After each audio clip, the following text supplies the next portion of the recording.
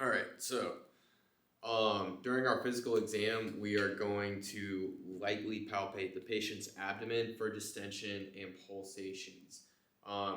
If you feel a very protruding, honestly, if you can see like a pulsating mass, it's probably going to be the inferior vena cava. Strong pulsations in the epigastric system would be a sign of abdominal aortic aneurysm. Um, it's terrible. That you definitely don't want that. That's gonna be the main artery of the heart bursting, and it's losing blood. That is definitely an emergency. Check for swelling in the patient's arms, hands, legs, feet, and ankles in the sacral area. Bilateral pitting edema may be a sign of ventricular failure, RBF. We're going to use the following monitor devices: cardiac monitor, waveform, capnography, and pulse oximeter. Pulse findings in the cardiac patient would determine if there is a pulse deficit. Differences between the apical pulse and the peripheral pulse. So you don't want to feel something different here versus if you're feeling it in the radial pulse. Check the patient's blood pressure. Pulsus paradoxus occurs when the systolic blood pressure falls more than 10 millimeters Hg with inspiration. Cardiac conditions in which this finding may be present could include pericarditis, AMI, cardiogenic shock, cardiac tamponade, and constrictive pericarditis. What are all these things? Acute myocardial infarction, that is whenever your heart suddenly starts having death of heart tissue, lack of oxygen. That is your basic heart attack. It's happening right then and there. It's not a long, prolonged one.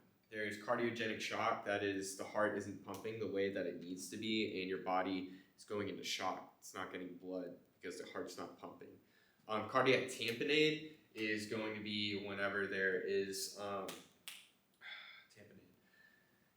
So there's a visceral lining or pericardium around the heart. The heart is the heart, and then there's a sac that's in the heart. Same as the lungs, same as all of your epigastrial organs.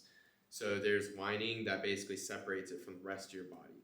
Now, between the heart and between the sac is space that could contain fluid filled up with blood. If it does, that's going to be cardiac tamponade. Check for beat to beat differences in the strength of a pulse. This pulsus alternus and can be a sign of ventricular failure. So blood pressure finding in the cardiac patients. In order for patients in systolic blood pressure of more than 140 millimeter Hg is an important risk. I messed it up again. Go back. Why not go back? Go back, bro. Look at that. There we go. Didn't we already do this? No, we didn't do this. Okay. In older patients, systolic blood pressure of more than 140 millimeters Hg is an important risk factor for CVD, diastolic rather than systolic pressure. A systolic blood pressure of 120 to 139 millimeters Hg or diastolic blood pressure of 80 to 89 indicates pre-hypertension.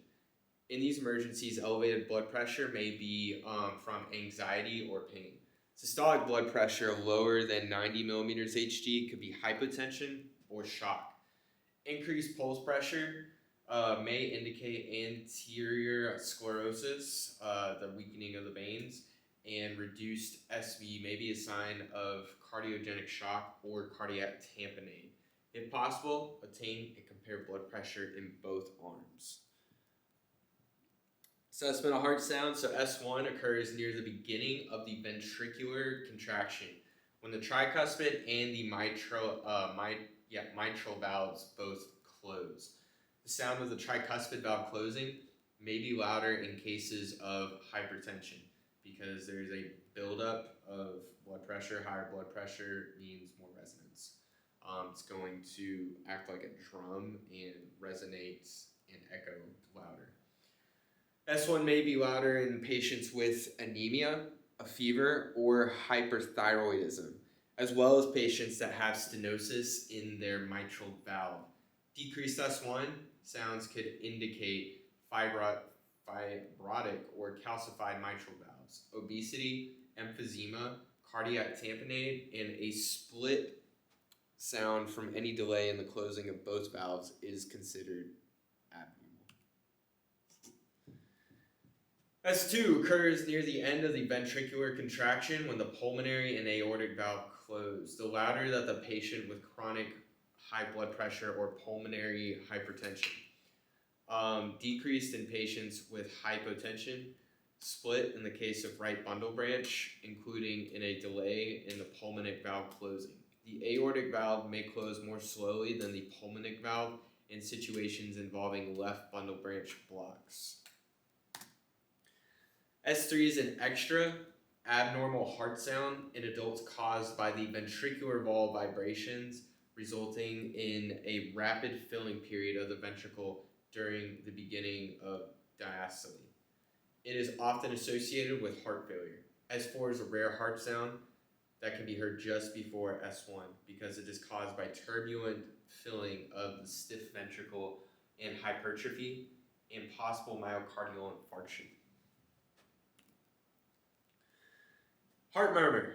This is a sound that happens when there's turbulent blood flow through the valves, caused by an increase in blood flow across the normal valve, flow across the regular or constricted valve, blood flow into an enlarged heart chamber, backwards blood flow through the compromised valve.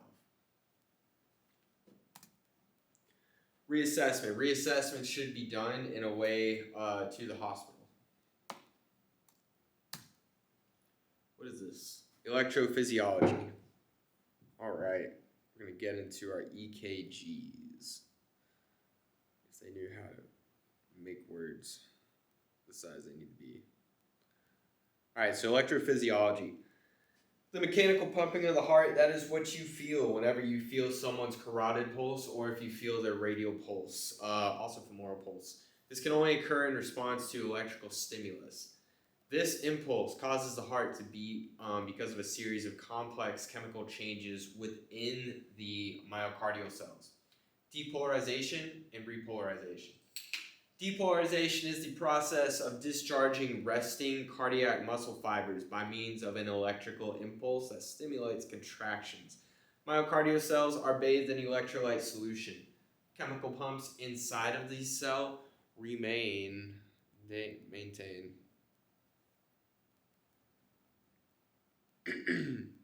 maintain the concentration of ions, which creates an electrical gradient across the cell membrane. A polarized cell normally has an internal charge of about negative millivolts. This is what we're going to mostly set our life pack to whenever we're resuscitating through biphasic electricity. When the myocardial cell receives a stimulus from the conduction system, the permeability of the cell wall changes to allow sodium. Sodium has a positive charge. Make the cell more positive. Calcium is also to enter the cell, which enters to maintain depolarization state of the cell membrane.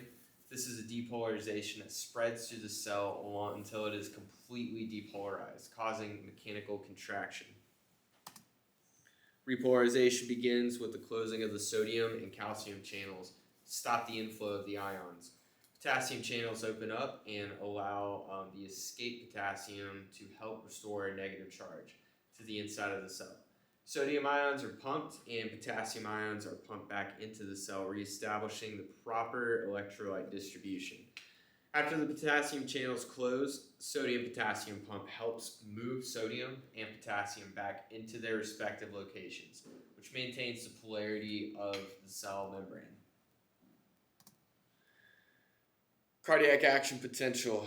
Cardiac action potential is the action potential that typically myocardial cells can be divided into 5 phases. Phase 0 up to phase 4. Phase 0 begins with the cardiac muscle cell receives an impulse. Sodium, positive charge, moves into the cell through the sodium channels. This causes an interior of the cell to become electrically positive and relative to the exterior. The transmembrane potential changes from negative millivolts to about negative 70 millivolts. We have a loss of charge. At threshold, more than sodium channels open, allowing a rapid influx of the sodium and the rapid rise in the membrane voltage to about plus 30 millivolts. At the same time, calcium, which carries two positive charges, enters more slowly through the calcium channels. The influx of calcium causes a sarcoplasmic reticulum to release calcium for the muscle contraction. The cell depolarizes and begins to contract. On an EKG, the QRS complex represents phase 0. Phase 1, inward sodium channels close and the cell begins to repolarize. It is getting its charge back. Negative charge chloride ions in the cell. Outward potassium channels open briefly, allowing the potassium to leave the cell and resulting in a decrease in the transmembrane potential. Phase 2, plateau phase. This is the longest phase of the action potential. Sodium, positive charge, and calcium, double positive charge, slowly enter the cell while potassium, positive charge, flows out of the cell. The presence of the calcium prolongs depolarization of the membrane, creating a plateau that we see. Not a systole, but plateau. The contraction ends when the outward flow of potassium exceeds the inward flow of sodium and calcium. This corresponds to the ST segment on the electrocardiogram, the ECG, phase 3, the final phase of repolarization. Slow calcium channels gradually close and the calcium is transported out of the cell. Potassium channels open and the rapid movement of potassium moves out of the cell because of its transmembrane potential to become increasingly negative. By the end of this phase, the membrane potential has been restored to resting value, which repolarization is complete. The cell now corresponds to a new stimulus. On the ECG, the T wave represents phase 3. Phase 4, called the resting phase. This phase represents the normal working myocardial cell at its resting membrane, action potential of negative millivolts. We are back to square one, or phase 4. Yes. This is our P wave. This is where everything starts at with the heart. This is what happens whenever your atria, so you have 4 quadrants of your heart, 4 chambers.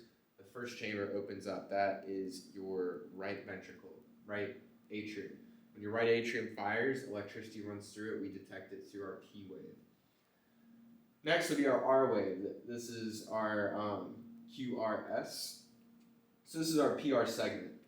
This is the distance from whenever the P stops all the way to R, which is up here. S is down here. So Q, R, S, P, R, and the P, beginning of Q. ST is our ST segment, so QRS all the way to the T wave. This is the T wave. This is whenever the cell repolarizes. It is getting that charge back.